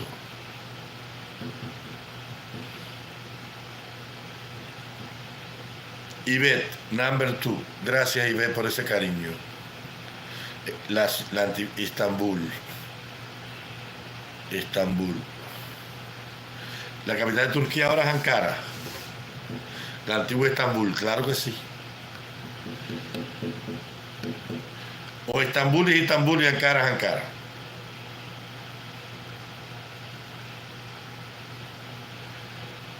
Así que Estambul es Ankara, ¿verdad? Sí, ahí en la iglesia de Santa Sofía, que fue la iglesia más grande de la cristiandad, los turcos hicieron la mezquita más grande del mundo islámico, que es la antigua catedral de Santa Sofía. Exacto, Ankara es Ankara, Estambul es Estambul. Exacto. ¿De dónde era el imperio de Babilonia? De Babilonia. Hubo 2 imperios babilónicos. El que nació en Ur de los Caldeos, 1800, 1900 años antes de Cristo. Ese imperio dio lugar, ese es el imperio babilónico. Ahí, esa es la cuna de la civilización. Ahí nació la escritura, nació la alfarería, nació la agricultura, la ganadería, ahí nació el comercio, ahí nació la marinería y ahí nació la concepción social del Estado en su forma de gobierno esclavista, un rey con un clero y así, las capas sociales que habían. Ahí nacieron ahí. La ciudad de Ur, en Caldea, la antigua Mesopotamia. Mesopotamia significa tierra entre ríos, entre el Éufrates y el Tigris, la llamada medialuna fértil. Eran tierras muy fértiles, eran tierras arcillosas. El Éufrates y el Tigris nacen en las montañas Altai, en Turquía, y corren por toda la meseta de Irán hasta desembocar en el Golfo Pérsico. Y ahí, en esas tierras arcillosas, nació el cultivo del trigo, una planta silvestre que los primeros sumerios acadios la domesticaron y la convirtieron en el llamado cereal que conocemos nosotros. Y ahí comenzaron a sentarse. Se construyó con arcilla y adobe porque no había piedra. No fue el caso en Egipto, donde en Egipto no había arcilla y sí habían grandes canteras de caliza, y por eso las construcciones de Egipto son de piedra y las de acá son de adobe, de ladrillo cocido. Entonces ahí nació el imperio babilónico. Después viene el imperio asirio con su más grande rey, Sargón. Después cae el imperio asirio y viene el imperio neobabilónico. Nabopolassar y Ciaxares de Media se juntaron para destruir el imperio asirio. Entonces se funda la ciudad de Babilonia con los restos de Nínive, la capital del imperio asirio. Y entonces Nabopolassar muere y en el año 609 su hijo, el príncipe Nabucodonosor, asciende al trono. Y comienza una campaña por la media luna fértil. Primero destruye el reino de Lidia, después el reino de Media, después el reino de Elam y después el reino de Acacia, un reino que estaba cerca de Turquía. Y después viaja hacia Tiro y hacia Sidón y después llega a Jerusalén. Y ahí está la frontera con Egipto. Pero el emperador Necao lo para en Carquemia. Ahí tienen una batalla famosa, los dos grandes imperios. Y Necao lo frena. Y él conquista Palestina hasta la mitad. No llegó nunca al Sinaí. Se queda con Siria y Palestina, con toda Arabia, con parte de Persia y todo el sur de Turquía. Y funda el imperio neobabilónico, nuevo Babilonia. Después cae ese imperio. En julio del 538 viene el imperio medo-persa, una dinastía de pastores que había nacido en las tierras de Persia, en el río Sirdaria y Amurdaria cerca. Un jefe de un clan famoso se llamaba Cambice pacificó las tribus persas e hizo una alianza con el rey, con Creso, rey de Lidia, que sería Media, pero su nieto Ciro le da un golpe de estado y entonces levanta las tribus pasargadas de la familia aqueménida y se reúne con los medos y comienza una reconquista, primero de todas las tribus persas y media, y luego va hacia Babilonia. En Babilonia gobierna el rey regente Nabonido, Belsasar, porque su padre Nabonido era un arqueólogo y estaba excavando una ciudad despoblada por Siria, y entonces traía el grueso del ejército. Y en el verano del 538-39 Babilonia cayó. Se levantó el imperio medo-persa. Cayó bajo las fuerzas del rey aliado de los persas, Darío, que era medo. Después entró Ciro el Grande, que era hijo de Cambice, nieto de Cambice. Entonces muere Ciro y gobernó su hijo Cambises, que tomó el nombre de su padre y de su abuelo. Y después vinieron los grandes reyes persas. Artajerjes I Longimano, que es el Asuero de la Biblia. Después Jerjes, el hombre de la batalla de Salamina, que pierde contra los griegos en Salamina frente al general Temístocles. Y así sucesivamente hasta que aparece el macedonio Alejandro en el 330, que derrota al último descendiente de la dinastía de los persas, Darío III Codomano. Cae Darío, los persas pierden su imperio frente a los griegos, muere Alejandro en Babilonia en el 320 sin heredero, y entonces pica su reino en 4 generales, los más grandes generales de él: Casandro, Lisímaco, Seleuco y Ptolomeo. Lisímaco y Casandro se quedan con Persia y Macedonia, pero en guerras intestinas entre ellos se destruyen. Sobreviven 2 reinos nada más al sur: la dinastía de los Seleucidas en Palestina y la de los Ptolomeos en Egipto. Y ahí están hasta que aparece Roma en el escenario, cuando la guerra púnica entre Cartago, la ciudad marítima comercial del norte de África, y la República Romana, que se enfrentan en las dos guerras púnicas. Desaparece Cartago y Roma comienza una expansión. Primero destruye Grecia, luego ataca a Seleuco y después va en el año 30 y destruye el reino de los Ptolomeos con Cleopatra. Y entonces empieza el Imperio Romano con Augusto en el año 30 a.C., que era nieto de Julio César, aquel hombre que murió el 14 de marzo del 44 en una conspiración en el Senado, que había compartido un triunvirato político cuando Roma todavía era república, con Craso, con Pompeyo y él. Pompeyo se había quedado en Roma como cónsul y Julio se había ido a la Galia a luchar contra los galos, los franceses aquellos famosos. Allá venció a Vercingetorix en Galacia y después Craso se embarca en una guerra contra el imperio de los partos, que sería la tierra de Persia. Pero allá en la batalla de Carras pierde, eso fue en el año 55 a.C., y ahí muere. Los partos lo cogieron y lo mataron, le derritieron oro y se lo echaron por la boca. Y ahí termina ese triunvirato.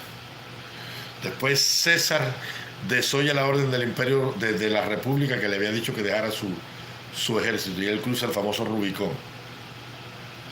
Y comienza una guerra civil entre él y Pompeyo. Entonces Pompeyo se va a Grecia y César lo persigue allá. Está la famosa batalla de Farsalia, donde las legiones del César bendicen a Pompeyo. Pompeyo sale huyendo y llega hasta Egipto, hasta Tebas. Y allí en Tebas, Cleopatra y su hermano Ptolomeo XIII Vergete le cortan la cabeza y se la mandan a César. César comienza la conquista de Egipto y se enamora de Cleopatra y tiene un hijo de ella con él. Pero César es asesinado y uno de sus generales, Antonio, llega a Egipto y ahí comienza el famoso romance entre Antonio y Cleopatra. Él se mata cuando Augusto lo cercó con una herida de espada en el corazón y ella, una serpiente egipcia, la muerde y la mata a su veneno. Y ahí termina el dominio griego en Egipto y comienza el Imperio Romano.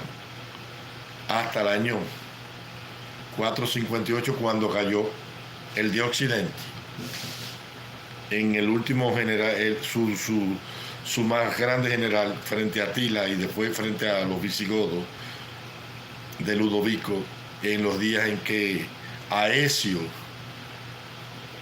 luchaba la última gran batalla del Imperio Romano de Occidente, la Roma, porque el imperio sobrevivió en el Oriente, en Constantinopla. Y ahí estuvo hasta que los bizantinos lo destruyeron y después vinieron los turcos, estos que te dije, y los destruyeron y llegamos hasta aquí. Me voy, te quiero mucho, un abrazo grande. Vamos, por favor, den like, no sean tacaños. Sí, la serpiente del Nilo, exactamente.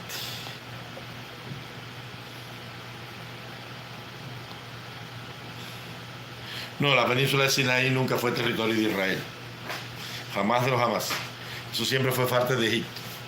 Israel lo ocupó en el 66 cuando la guerra, pero eso siempre fue de Egipto, nunca. Nunca llegó el reino de Israel hasta ahí. Hasta el Negev nada más llegó, hasta el Mar Muerto allá abajo. Eso siempre fue de Egipto ahí.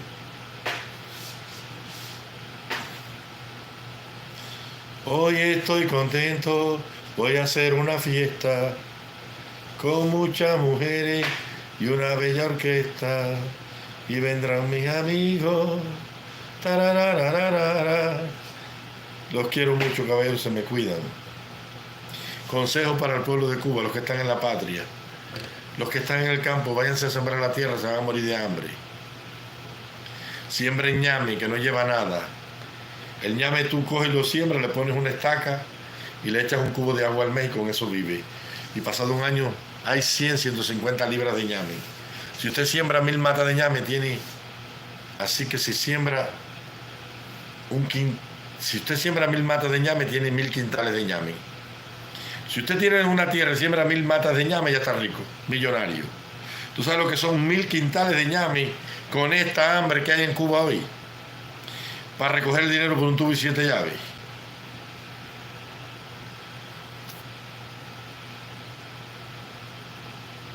No creo. Chandarena, Alejandro Castro no creo que pueda llegar. No creo. Porque él no es nadie en el gobierno. Acuérdate que para llegar a la presidencia de la República, en Cuba el poder lo tiene, el poder en Cuba es civil, no es militar. En Cuba el poder lo tiene el Partido Comunista de Cuba. Para él llegar a presidente de la República tiene que ser primero vicepresidente del Consejo de Estado. Y luego tiene que ser presidente del Consejo de Estado. Y para ser presidente del Consejo de Estado tiene que ser primer secretario del partido, si no, no puede ser. En Cuba la constitución dice que el cargo de presidente de la República lo ejerce el primer secretario del partido. Y él no es el primer secretario del partido, es Canel. Y antes de Canel después de Canel, Salvador Valdés Mesa. Después viene el primer vicepresidente, que no sé si es Tapia o Ojeda, eso no es así. No porque se dijo Raúl va a ser presidente, estás loco, no.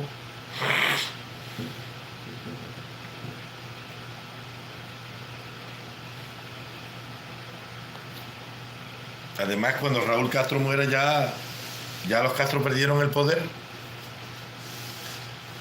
Cuando Raúl Castro muera, ya ¿quién tiene el poder en Cuba? El partido. El hombre más poderoso de Cuba es Canel. Más que Raúl. Raúl lo que es el dueño del negocio, pero el que lo administra es Canel. Ya Raúl no toma ninguna decisión en Cuba. Ninguna.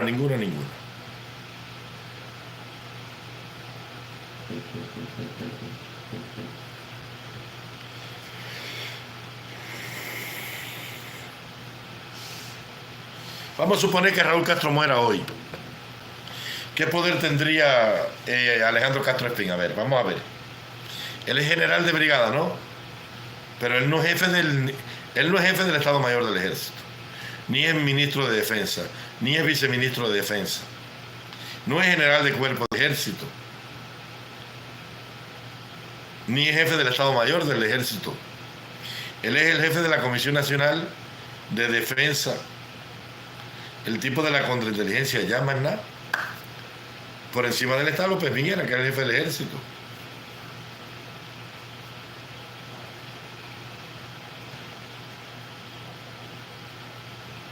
Que Canel no era primer secretario como pusieron el presidente, estás loco. Que Raúl renunció al cargo de primer secretario del partido para que Canel ocupara el cargo de primer secretario del partido. Si no, no puede ser presidente. Estás loco. Primero renunció Machado Ventura, que era el segundo, para que Canel fuera el vicepresidente. Y después renunció Raúl de presidente y de primer secretario del partido. El primer secretario del partido es Canel en Cuba.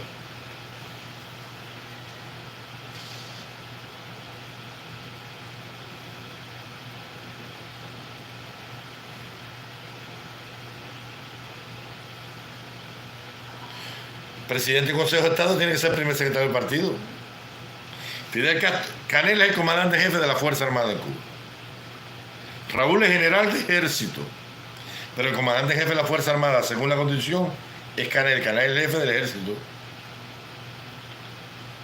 Constitucionalmente, Canel manda sobre Raúl y sobre Álvaro López Miera, que es el jefe del Estado Mayor y ministro de Defensa. Canel es el comandante jefe de la Fuerza Armada de Cuba, porque es el presidente de la República, ¿ok? Víctor Grimm.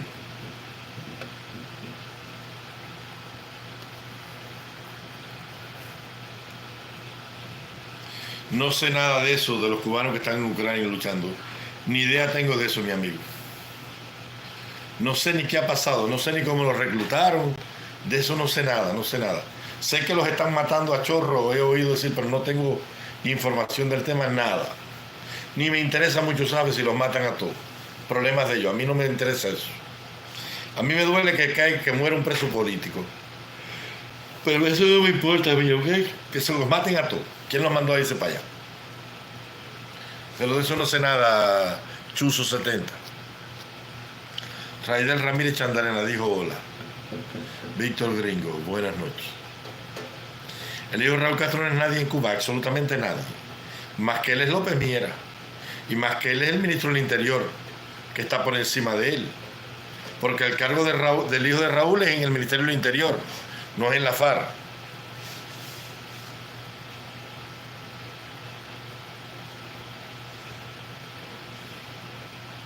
Por encima de él está el ministro y el viceministro del Interior. Él dirige un departamento del MININ, la contrainteligencia.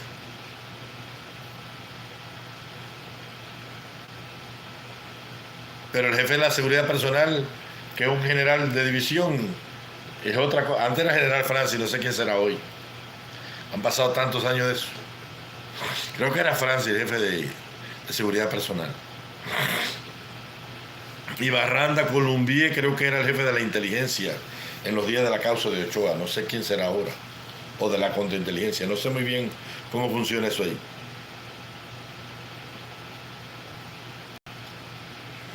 Puede ser que Sandro sea una creación del gobierno, sí, para entretener a la gente. Puede ser, no. Puede ser.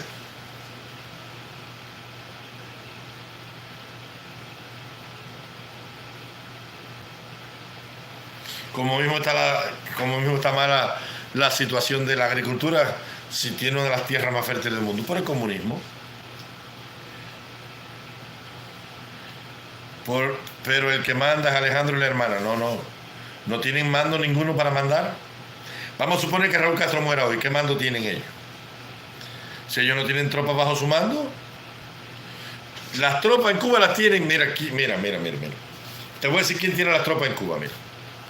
Las tropas bajo su mando las tienen en Cuba los generales de los cuerpos de ejército, que son los jefes de los 3 ejércitos. ¿Me entiendes? Y los jefes de las regiones militares. ¿Me entiendes? Que son los jefes de los estados mayores de los cuerpos de ejército. Un ejemplo. Más o menos así. Yo no sé mucho del tema. Esos son los que tienen tropas bajo su mando, que tienen una brigada, que tienen una base aérea o una unidad militar grande. Esos son los jefes que tienen tropas bajo su mando. La brigada de Baraguá, aquella que era una división 50, ya eso no existe, creo que es una brigada. El general de ahí, que debe ser el general de brigada, ¿no? Si es una brigada, es un general de brigada. Ese tiene tropas bajo su mando.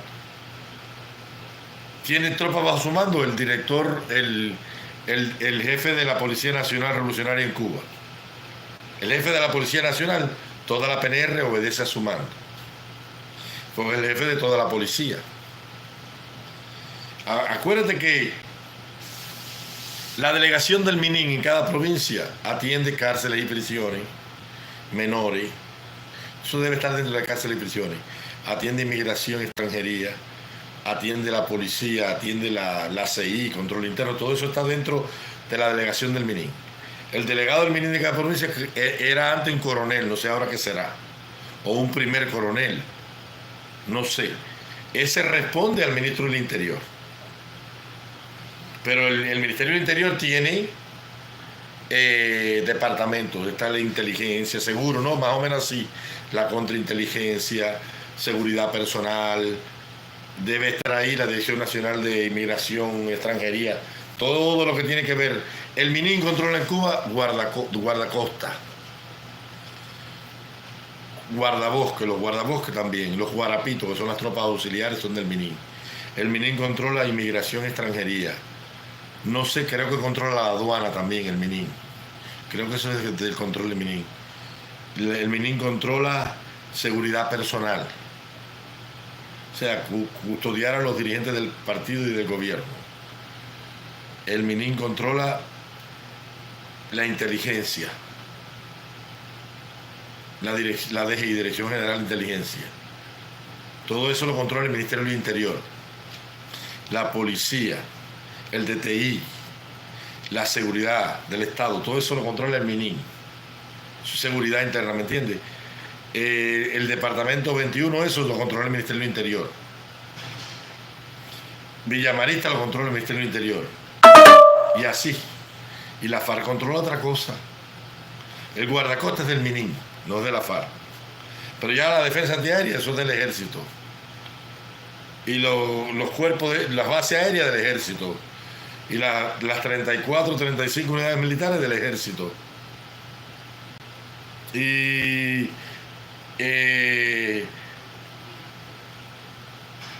los sistemas de radar y eso es el ejército también.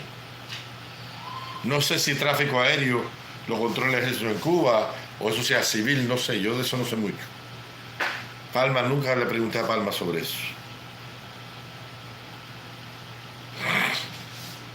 Aunque usted diga que no es así, Raúl Castro todavía manda en Cuba.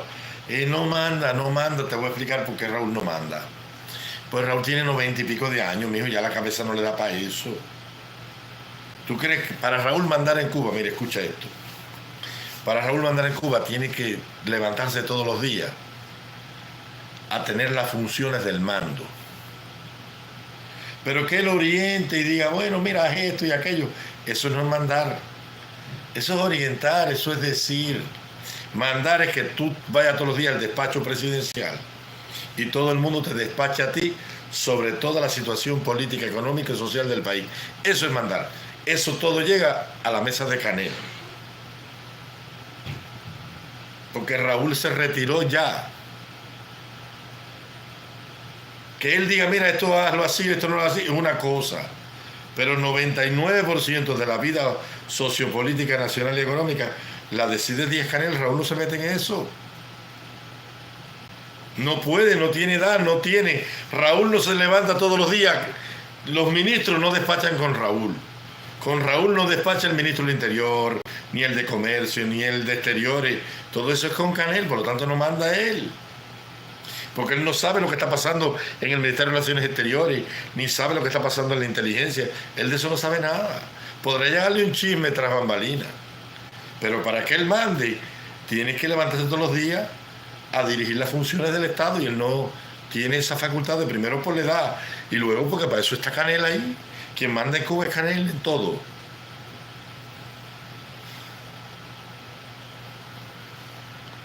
Me voy, los quiero mucho.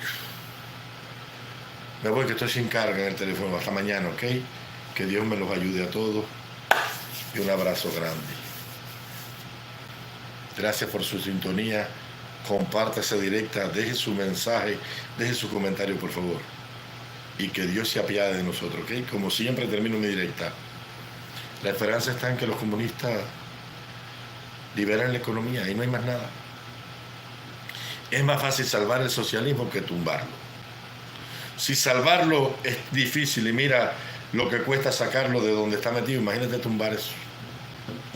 Es más fácil salvar el socialismo que tumbar el comunismo en Cuba. Por lo tanto, si es más fácil reparar el carro que comprarlo, entonces vamos a hacer por repararlo. Porque lo contrario nos vamos a pasar la vida entera en esto.